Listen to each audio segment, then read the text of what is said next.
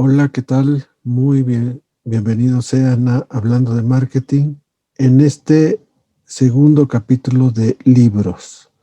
En esta ocasión vamos a hacer la reseña de uno de los clásicos de la mercadotecnia moderna, un libro muy importante que ha marcado muchos cambios en las generaciones posteriores a su publicación y que vale la pena conocer.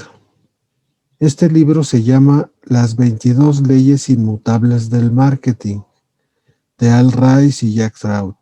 En principio podemos pensar, dado la línea de pensamiento moderno que tenemos en los negocios y en general en todo lo que se refiere a la vida, tecnología, la psicología, las ciencias del comportamiento, los avances médicos, tendemos a pensar que no hay nada inmutable. En realidad enseñamos a los estudiantes de administración o de cualquier área de negocios que la única constante es el cambio. Sin embargo, dejando de lado un poco ese calificativo que pusieron los autores para estas leyes, sí son leyes muy importantes, sí son cosas que hay que tomar en cuenta a la hora de hacer mercadotecnia y negocios en general. Pasemos pues sin más preámbulos a ver cuáles son estas 22 leyes. Vamos a hacer esta reseña en dos partes debido a cuestiones de tiempo. El día de hoy solo veremos las 11 primeras leyes y en un siguiente capítulo las 11 restantes.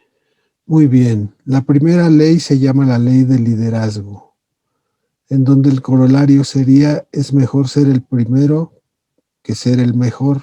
¿Esto qué quiere decir? En México le decimos: el que pega primero pega dos veces. Esto se trata de en qué orden llegamos a la mente del consumidor y por lo tanto es muy importante que ocupemos el primer lugar en su pensamiento. Los clientes en general, por comodidad, encasillan a las marcas. Es una característica esencial de nuestros procesos mentales. Así que una vez que estemos posicionados en primer lugar, es prácticamente imposible salir de ahí. Y esto lo vemos con muchísimas marcas a lo largo de la historia.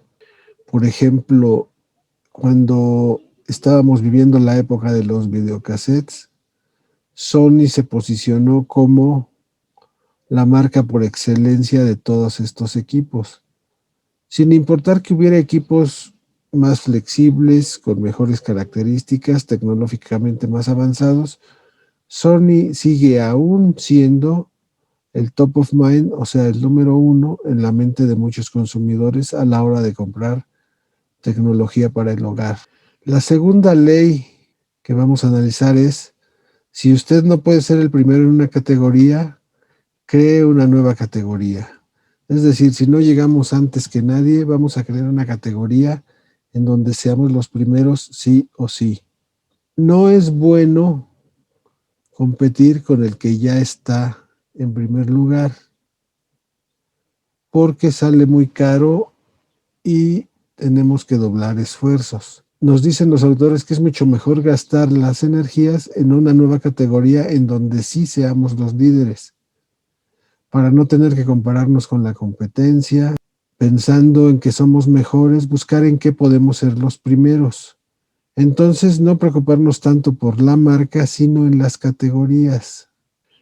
Y si es necesario, crear una categoría nueva.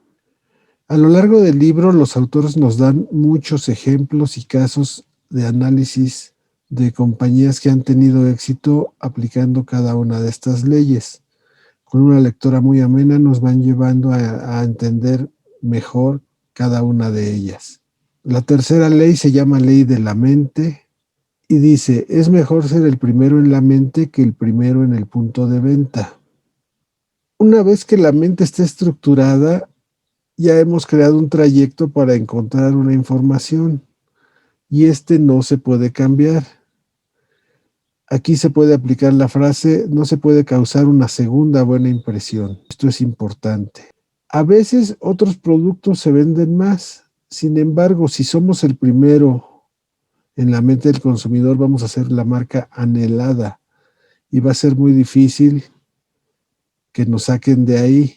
Entonces, debemos pensar que todo esto es a largo plazo.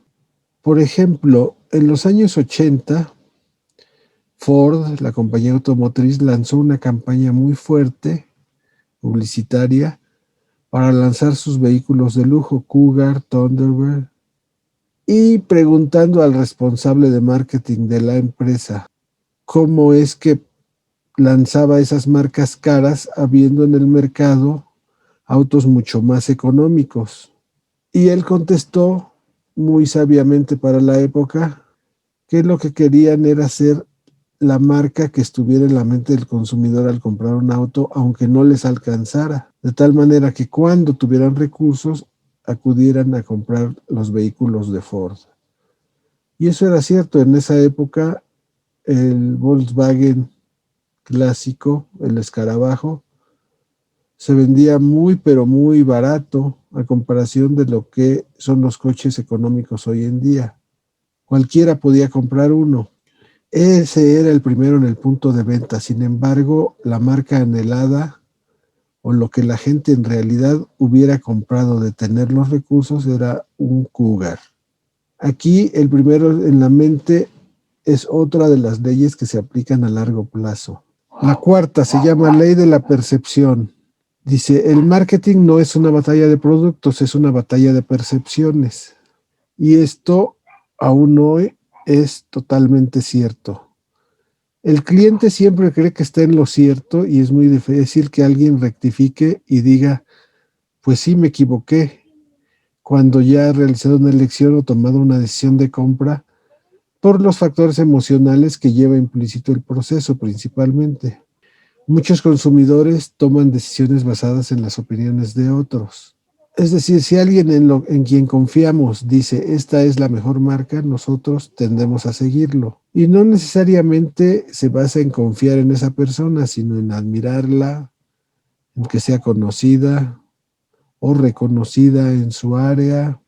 Y la percepción siempre ha sido y pienso que será el elemento clave para hacer buena mercadotecnia, la percepción. Quinta ley se llama ley del enfoque. El principio más poderoso en marketing es poseer una palabra en la mente de los clientes. La mente busca simplicidad, la sencillez,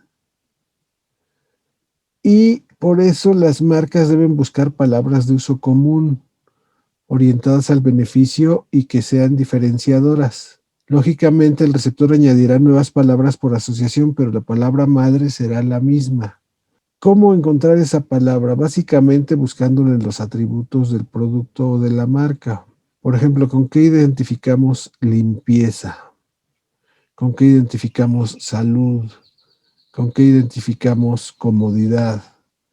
A cada quien se le vienen a la mente distintas marcas cuando oyen estas palabras. Nosotros tenemos que buscar que esa asociación sea automática en la mente de los consumidores. De aquí se deriva la sexta ley, se llama ley de la exclusividad. Dos empresas no pueden poseer la misma palabra en la mente del cliente. No es aconsejable, no se puede imitar una palabra para la mente del cliente. Si la palabra clave ya está utilizada, debemos buscar otra, porque tenemos que ser únicos en la mente del consumidor.